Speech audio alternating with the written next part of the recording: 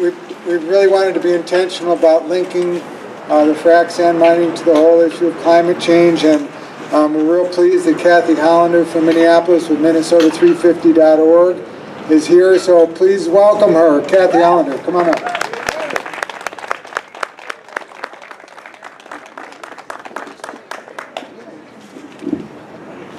Hi everyone, glad to be here. Thanks for inviting me. I do want to explain what we're doing in Minnesota too, and next to our sister state here, Wisconsin.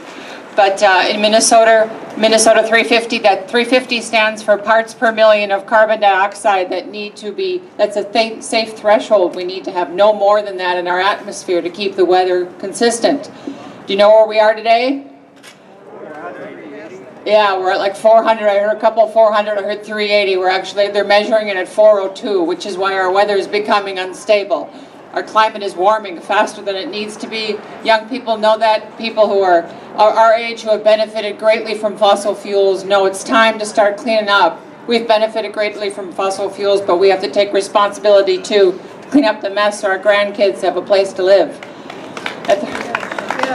There's a 350 medicine as well, but we have a several-pronged attack for what we're doing to help resist fossil fuels and achieve some progress towards climate change. Our flagship team is a pipeline resistance team, and that should help you because we're trying to resist the Sandpiper pipeline with everything we've got. I've got some maps here that show they're proposing to run the Sandpiper pipeline through the best land we have, the cleanest water we have left in Minnesota. Most pristine water, greatest concentration of wetlands, most permeable soil, and right through the wild rice lakes that our native folks need for survival and sustenance. We are resisting this, northern Minnesota.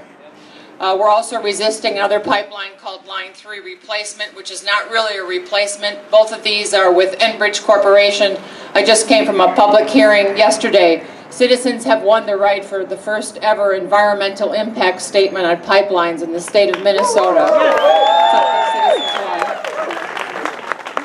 All due respect to the community organization called Friends of the Headwaters, who really achieved that at the State of Appeals Court in Minnesota. And yesterday we were fighting for the scope of the environmental impact statement. We also have a strong divestment team, and one of our young people, Patty O'Keefe, was supposed to be here today to show you the inspiration the young people are having in Minnesota. Patty is absolutely leading the charge for divestment in Minnesota. But divestment all across the United States, over 400 college campuses, young people are saying to their colleges, divest from the top 200 fossil fuels. We need to move to a renewable and sustainable society. It's amazing.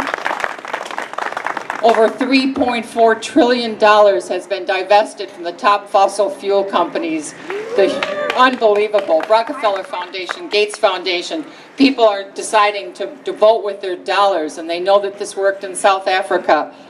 That's pretty amazing. We've also started a corporate accountability team in Minnesota 350, where we're looking at banks that profit by investments in the fossil fuel industry, whether it's coal top mountain removal, whether it's financing these Enbridge pipelines, whether it's payday lending, whether it's not paying people full amounts that they need to work at their jobs. So we're going after U.S. Bank, and we're holding them accountable. I see there's a U.S. Bank here in town.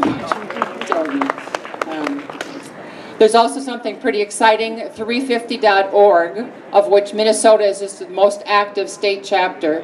350.org is starting a movement called Break Free from Fossil Fuels. This was announced at the Paris Climate Talks in December of 2015. But it's a movement worldwide, and this week and next week there are 15 actions all over the world where ordinary people are choosing to stand up and say stop to the fossil fuels that continue to be extracted from our ground. There's been actions, trying to remember where all the actions are. New Zealand, California, Philadelphia, Newcastle in Australia. They had 1,500 people on the beach, 200 kayaks in the water, yachts, trying to block coal trains and ships from arriving into that port of Newcastle. They shut it down for 6 hours. Pretty amazing. It says, join a global wave of resistance to keep coal, oil, and gas in the ground. This May, peaceful mass actions will challenge the world's most dangerous fossil fuel projects and support a just transition to 100% renewable energy. Join us to keep fossil fuels where they belong. So I've got some brochures here too. We have buses going down to East Chicago this Saturday and Sunday for an action at the BP Whiting Refinery in Indiana. Remember BP of the Gulf Coast oil spill?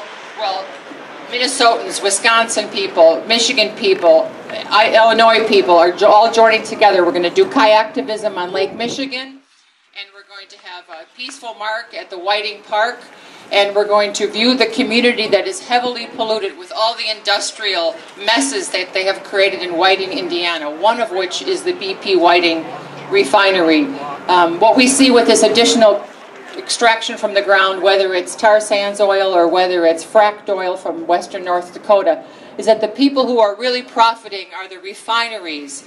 And the refineries are trying to just maximize their profits. Historically, refineries have run at about 80 or 85% utilization. Lately, they've been trying to run at like 92 and 95% utilization. They're trying to extract every drop of profit that they profitably can, rather than just saying enough is enough. And we're saying no, people before profits. Keep it in the ground. If you'd like any of this information, I'll be around. Glad to join you here today. Thank you. Give it up for Kathy.